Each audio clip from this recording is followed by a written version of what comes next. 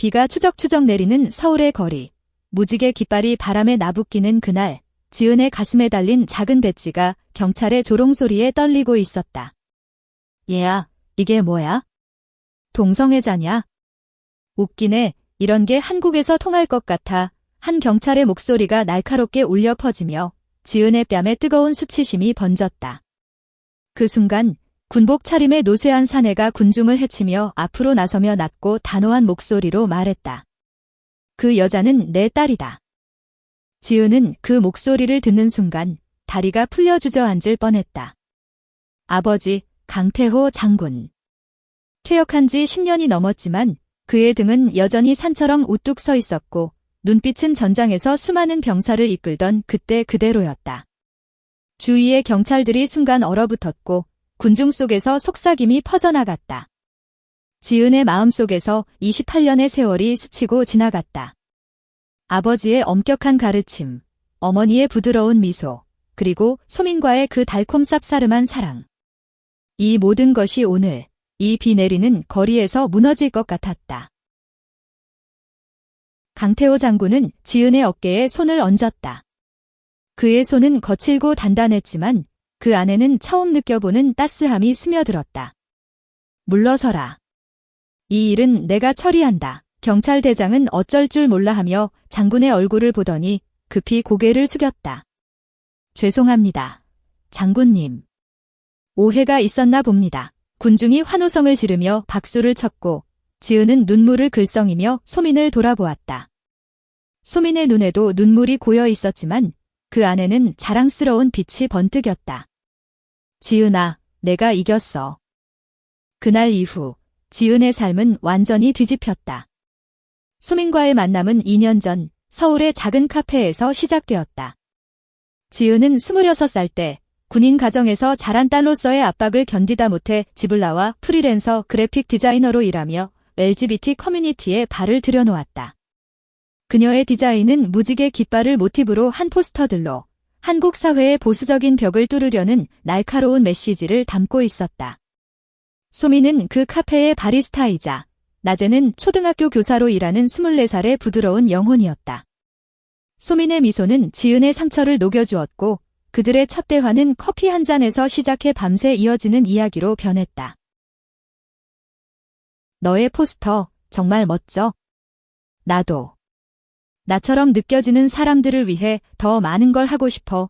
소민의 고백은 조심스러웠지만 지은의 가슴을 울렸다. 그들은 곧 연인이 되었고 서울의 좁은 원룸에서 서로를 안으며 꿈을 공유했다. 소민은 아이들에게 평등을 가르치려 애썼고 지은은 온라인 캠페인을 통해 목소리를 높였다. 하지만 한국의 현실은 그들의 사랑을 용서하지 않았다.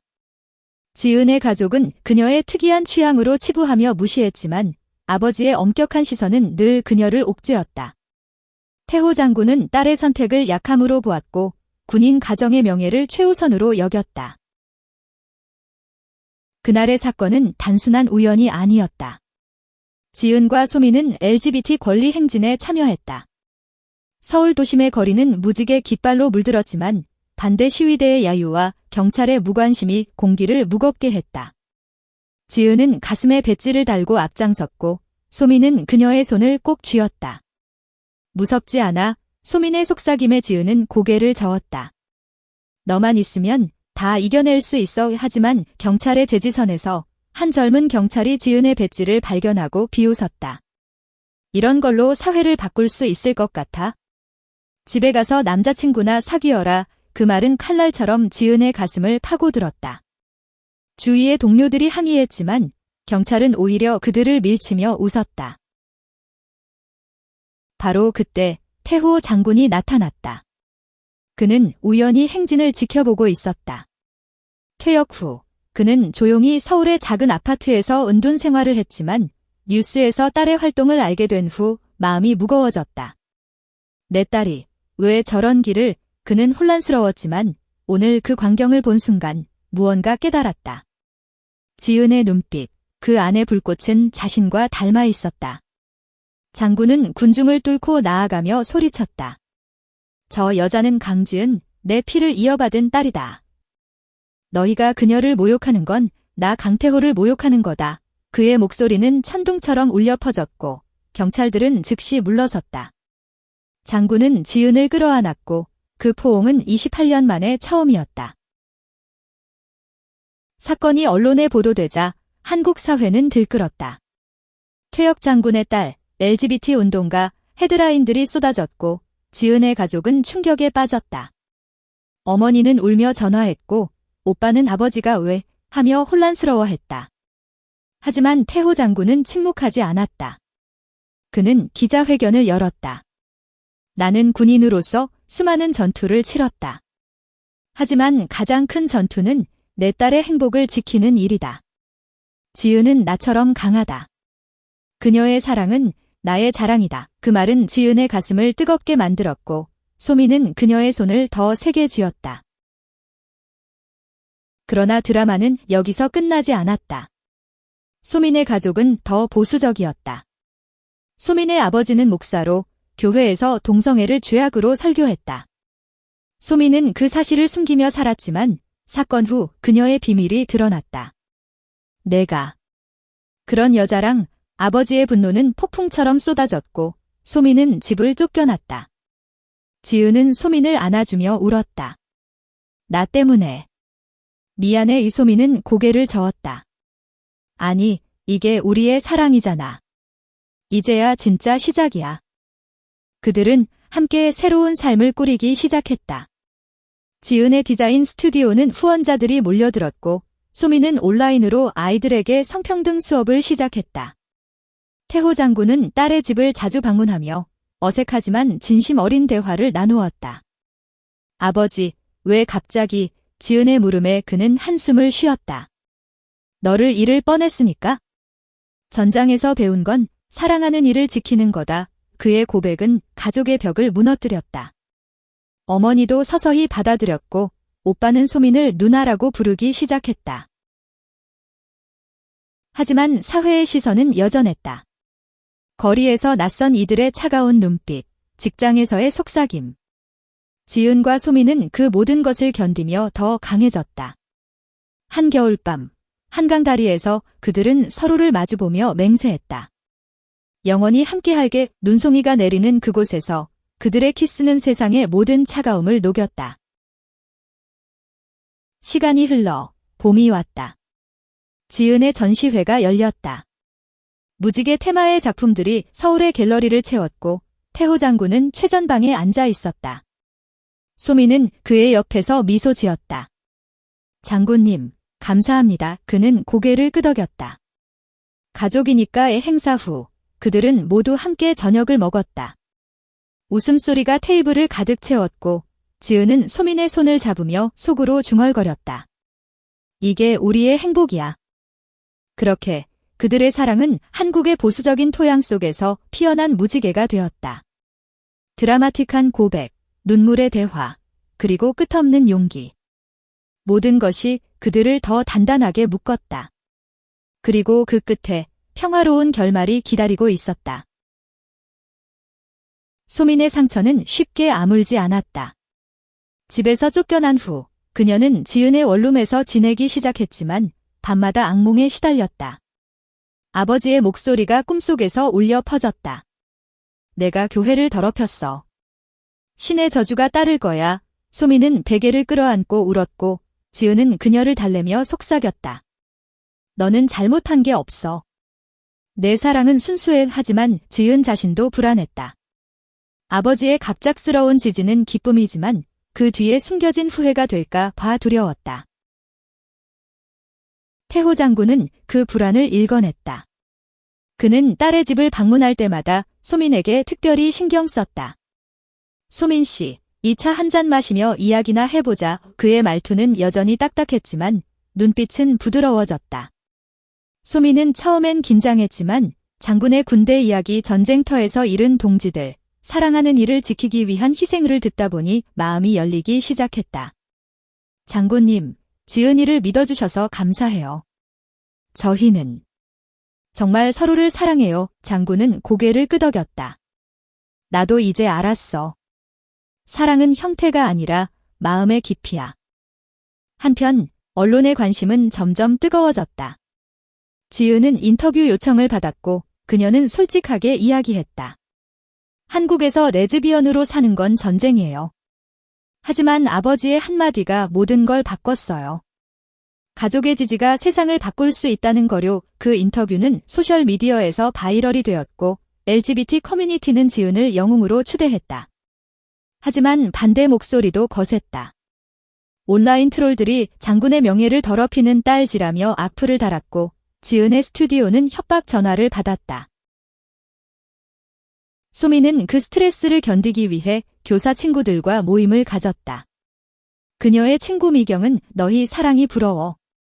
나도 언젠가 용기 내야 할 텐데 미경은 비밀리에 바이섹슈얼이었지만 아직 커밍아웃하지 못했다. 소미는 그녀를 안아주며 말했다. 천천히 해, 지은이도 나도 내 편이야. 그 모임은 작은 지지 네트워크가 되었고 소미는 다시 웃을 수 있게 되었다. 지은의 디자인 작업은 그 사건을 계기로 폭발적으로 성장했다. 그녀는 무지개 장군 시리즈를 만들었다. 아버지의 군복에 무지개 리본을 더한 일러스트들. 이 작품들은 서울의 거리 벽화로 확산되었고 젊은이들이 사진 찍으며 공유했다. 태호 장군은 그걸 보며 피식 웃었다. 내가 모델이 됐네? 나쁘지 않아. 그의 유머는 가족 모임의 분위기를 밝혀주었다. 하지만 드라마는 소민의 가족 쪽에서 터졌다. 소민의 아버지, 목사 김영수 목사는 교회에서 설교로 반격했다. 하나님의 말씀을 거스르는 자들은 벌을 받을 거다. 내 딸마저 타락했다. 그 설교는 녹화되어 유튜브에 올라갔고 지은과 소민은 충격을 받았다. 소민은 자빠가. 왜 저렇게까지 하며 무너졌다. 지은은 분노로 떨었다.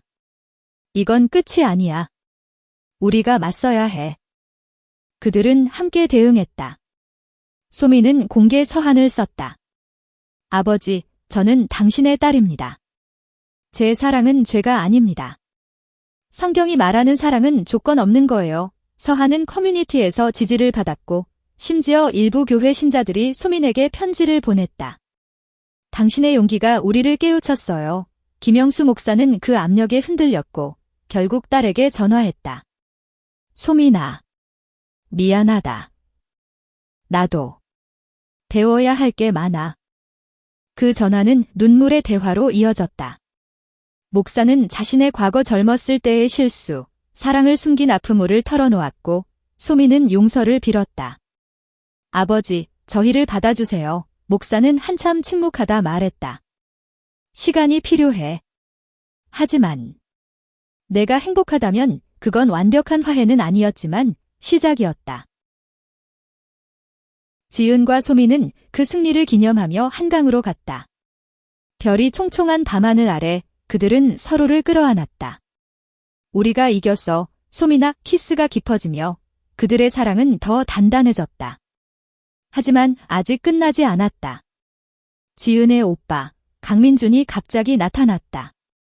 그는 군에 복무 중이었고 아버지의 결정을 이해하지 못했다. 누나, 왜 이런 길을 가? 가족의 명예가. 민준의 방문은 긴장된 저녁 식사로 이어졌다. 태호 장군이 주재한 자리에서 민준은 소리쳤다. LGBT. 그건 서구의 병이야. 한국에서 어떻게? 지은은 차분히 대답했다. 오빠, 사랑은 국경이 없어. 나처럼 느껴지는 사람들이 수천 명이야. 소민은 조용히 민준의 손을 잡았다. 오빠, 제발 이해해주세요. 우리는 해치지 않아요. 장군이 끼어들었다. 민준아, 내 누나는 나처럼 싸우는 거다. 너도 군인이라면 알잖아. 약자를 지키는 게 정의야. 민준은 그 말을 곱씹으며 떠났다. 며칠 후 그는 지은에게 메시지를 보냈다. 미안, 누나. 생각해볼게. 그 작은 변화는 희망이었다. 가족의 균열이 서서히 메워지기 시작했다. 여름이 다가오며 지은과 소민은 휴가를 떠났다. 제주도의 푸른 바다에서 그들은 자유를 느꼈다. 해변을 걸으며 소민은 저기서 결혼할까 농담을 했고 지은은 진심으로 대답했다. 언젠가 할 수 있을 거야. 제주에서의 나날은 로맨틱했다. 일몰을 보며 포옹하고 별을 세며 이야기를 나누었다. 너 없인 못 살아. 지은의 속삭임에 소미는 웃었다. 영원히.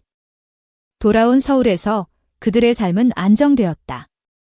지은의 스튜디오는 성공했고 소미는 새로운 학교에서 성교육 프로그램을 시작했다. 태호 장군은 손녀를 꿈꾸며 웃었다. 언젠가 내 아이들도 지킬게. 그 말에 지은은 눈물을 흘렸다. 하지만 마지막 드라마가 기다리고 있었다.